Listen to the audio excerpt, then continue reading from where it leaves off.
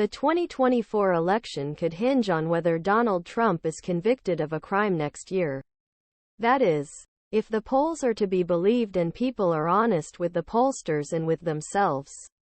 Various polls have tested this question, and nearly everyone shows that large numbers of Trump supporters would remain loyal to him even if he were guilty. But they also show that a conviction could turn off a significant enough group of voters to effectively lose the race for Trump.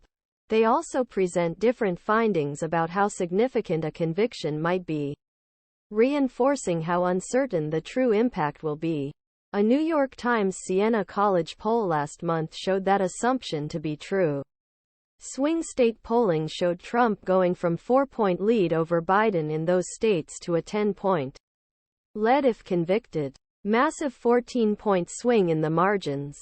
If the impact had been close to that, it likely would have blocked Trump's live shot.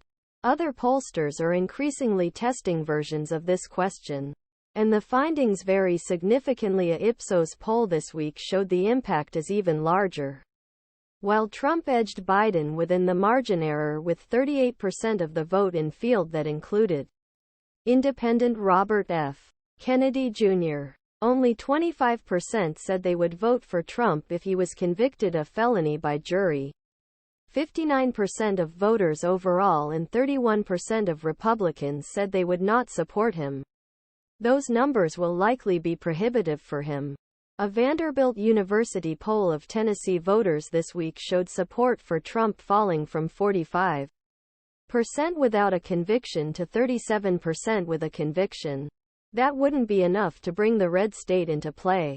And it's notable that its supporters mostly lean toward candidates other than Biden.